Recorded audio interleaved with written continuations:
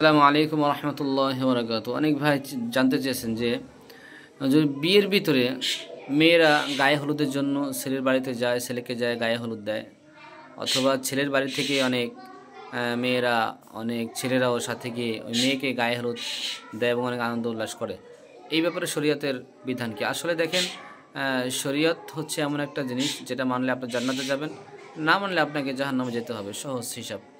এখন শরীয়ত কিন্তু আনন্দ অনেক দিয়েছে, ইসলাম অনুযায়ী আপনার অনেক আনন্দ আছে।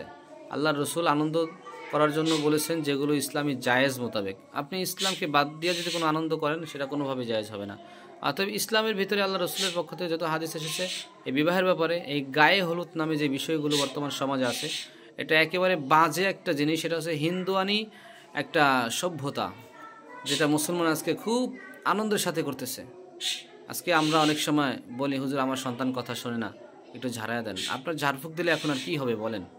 আপনার সন্তান কিভাবে কথা শুনবে? আপনি তো প্রথম সময়, আপনার বিয়ের প্রথম সময় আপনি সূচনাতেই একটা পবিত্র কাজকে অপবিত্র করে ফেলেছেন। বিবাহ একটা পবিত্র কাজ, এটাকে আপনি অপবিত্র করে ফেললেন।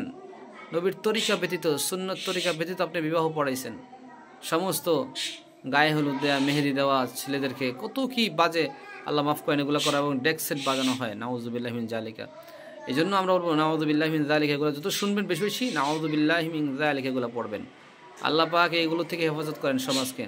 তো অতএব আমরা গায়ে হলুদ ছেলেকে হোক মেয়েকে হোক কোনোভাবে দেওয়া জায়েজ নেই, এবং ছেলের বাড়ি থেকে মেয়ের বাড়িতে যাওয়া, মেয়ের বাড়ি থেকে ছেলের বাড়িতে যাওয়া এই গায়ে হলুদের উদ্দেশ্যে কোনোভাবে জায়েজ হবে না।